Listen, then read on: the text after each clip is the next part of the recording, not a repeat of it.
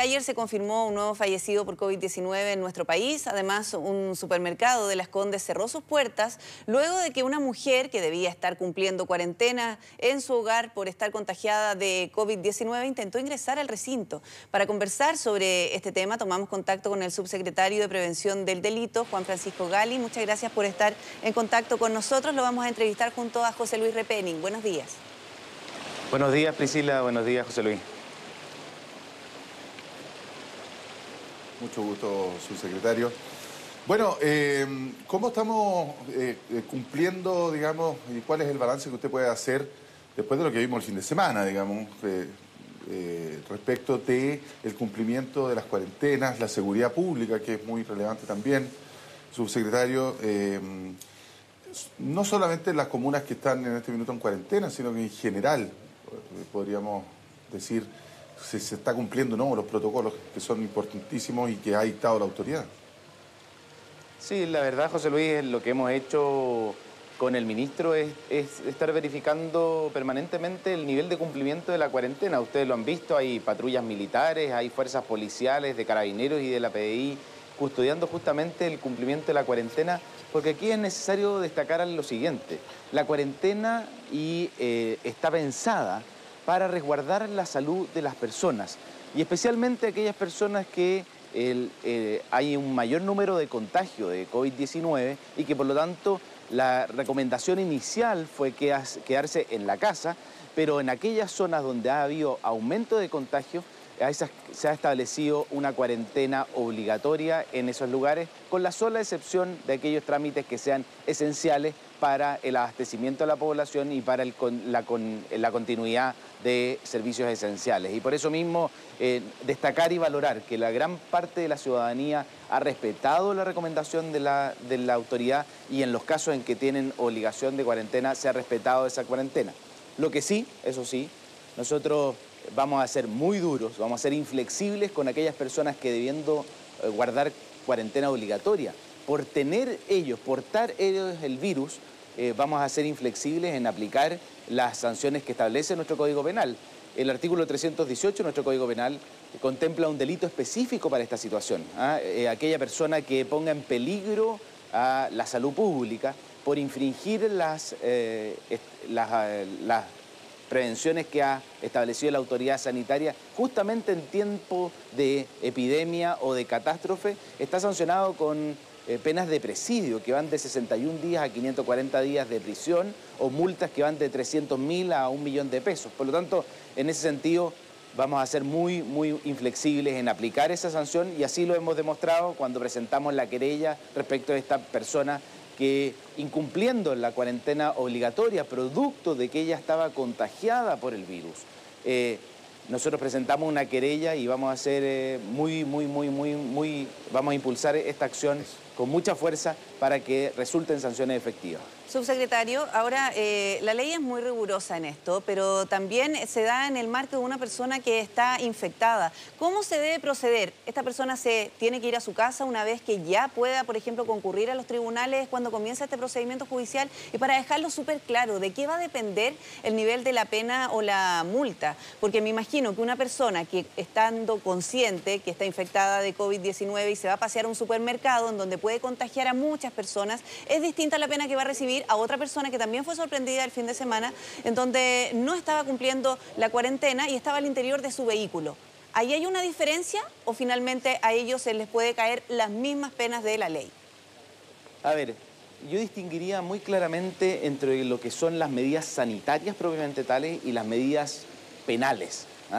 Obviamente cualquier persona que tiene el virus y es descubierta en el espacio público, hay que tomar las medidas sanitarias adecuadas para que esa persona no siga contagiando a otras. Y eso fue lo que hizo Carabineros. Carabineros, cuando descubrió a esta persona en un mall, lo que hizo fue contactar a dos instancias. En primer lugar, a la Fiscalía para preguntarle cuál era el procedimiento penal que correspondía y ahí la Fiscalía lo que hizo fue aplicar la norma del artículo 26 del Código de Procedimiento Penal, es decir, esa persona queda citada para que se inicie la investigación en contra de ella y producto de esa investigación va a ser la sanción que efectivamente se le aplique, Priscila, porque obviamente aquí sigue habiendo Estado de Derecho, sigue habiendo la necesidad de una investigación, de ver cuáles fueron las circunstancias y cuál es la intencionalidad o el nivel de responsabilidad de la persona que incurrió en esa conducta.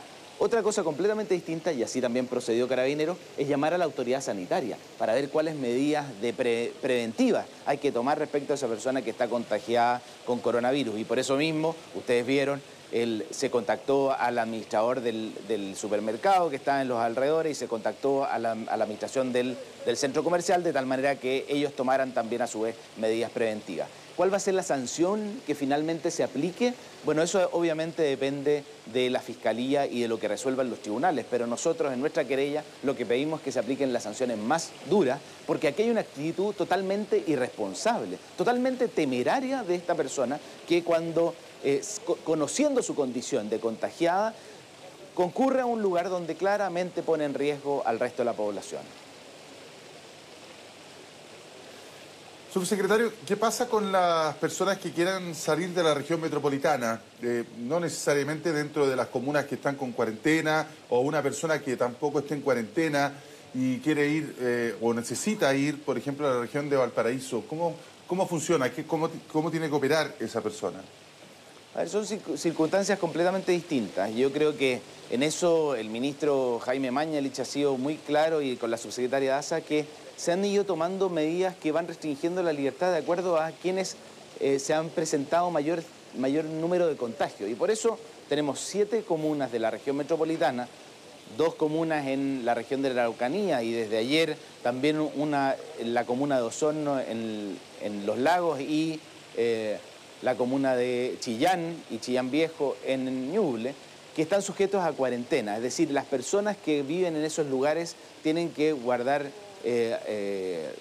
cuarentena absoluta en sus domicilios. Otra cosa completamente distinta es lo que se está haciendo con cordones o barreras sanitarias, que implica distintos niveles de control en las fronteras regionales, porque aquí obviamente el virus no respeta fronteras territoriales. Lo que se está haciendo es establecer controles perimetrales de tal manera de poder detectar a personas que pudieran estar ingresando o saliendo, que pudieran estar contagiadas con el virus, y de tal manera de poder contener el contagio de la mejor manera posible. En el caso de la región metropolitana, lo que se está haciendo son controles sanitarios en los accesos, de tal manera también de no interrumpir la cadena de abastecimiento, porque hay aquí un objetivo que es paralelo, ¿no es cierto? Uno, resguardar la salud de la población, pero en segundo lugar también mantener la tranquilidad, porque la cadena de abastecimiento, es decir, que la gente pueda abastecerse y asegurarle su nivel de abastecimiento, también implica que mucha carga ingresa a la región metropolitana, donde está gran parte de la población urbana y que recibe insumos desde las otras regiones del país, y además es necesario que la economía de nuestro país siga funcionando de tal manera que también después no tengamos problemas que se están viendo en el resto del mundo de serios problemas económicos. Sí, bueno, son 11 zonas del país que permanecen con esta cuarentena, con esta imposibilidad de desplazamiento de las personas, cerca de 2 millones de ciudadanos, que no es menor. Por lo tanto, es importante ir revisando y monitoreando, por ejemplo, el control que estamos viendo ahora en vivo, subsecretario. Ahora le quiero preguntar particularmente por lo que ocurrió en un control en Arica el fin de semana, en donde un conductor resultó herido a bala por parte de funcionarios del ejército. Al parecer, él no habría respetado el control. Ocurrió en pleno toque de queda. Y respecto de los antecedentes que usted maneja, además, ¿en qué minuto pueden hacer uso de su arma de fuego, por ejemplo, los funcionarios de Fuerzas Armadas?